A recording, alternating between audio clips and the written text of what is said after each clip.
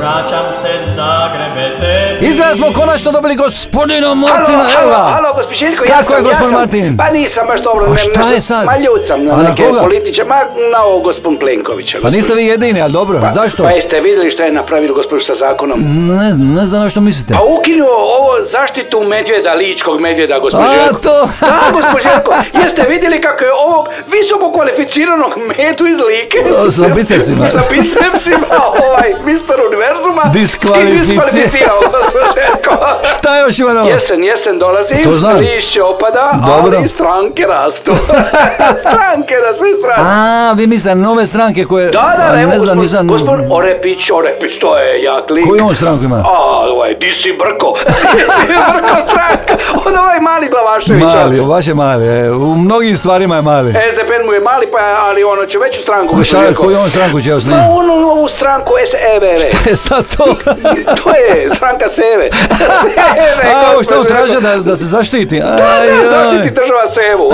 Gospod Željko, recite mi, treba možda karte za euro za 2 godine? Ne znam, možda ću, a recimo da mi treba. Pa ja vam mogu nabaviti, gospod Željko. Kako mislite? Pa sad ću ići na HRT, gospod Željko, imam prijatelja, gospod Željko, ali karte još nisu, ove ulaznice nisu pravomoćne još.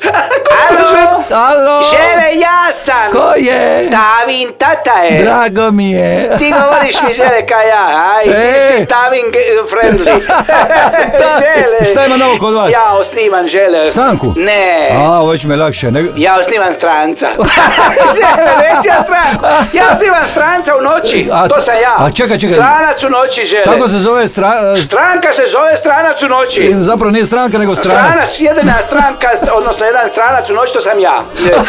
Jer stranka nastala, odnosno stranac u noći. A čime ćete se vi baviti, jer znate? Očuvanjem hrvatske baštine. Hajde, to dobro zvuči, nije loše. A na koji način, recimo, evo, vi čuvate baštinu, ka primjer, recimo? Ja, recimo, evo... Ka primjer drugim? Evo, vidiš, Žele. Ne vidim, ali dobro, recite. Dobro, pradidu sam ima, ne imam, nego sam ima, jeli? Pradidu koji je bio u Čileu. A što on ima veze s ovom pričom? On je donio jednu škrinju, staru, to je hrvatska stara škrinja. Dobro. I onda je rečeno u mojoj stranci, odnosno strancu, da treba prenositi baštinu s kolina na kolino, Žele. Pa je, to je kao u redu, to je lijepo, recimo. I kako ste vi to riješili? Teško. Kako mislite? Bole me kolina, Žele. Pa ne razumijem. A prebaciva sam škrinju s kolina na kolino, pa me sad došla menisku, Žele.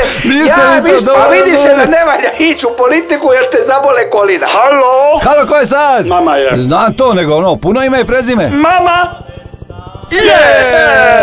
Čujete, evo ga.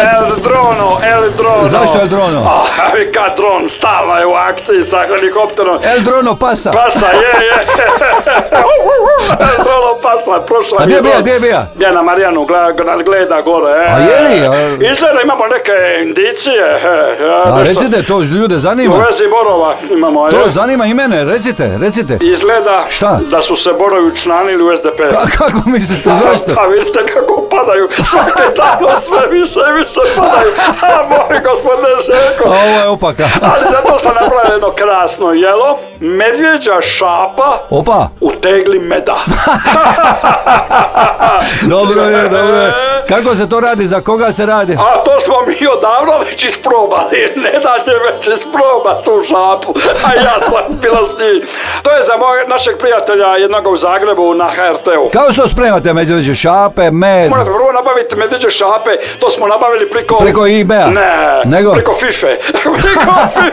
I onda ta šapa se stavi u med, jeli? A to našem prijatelju Dragecu nije smetalo. Znate kako se kaže danas? Recite. Dobra je ona ženska, nema umjetne fife. Dobro je, a? Radio Dalmacija. Najveća kvaliteta.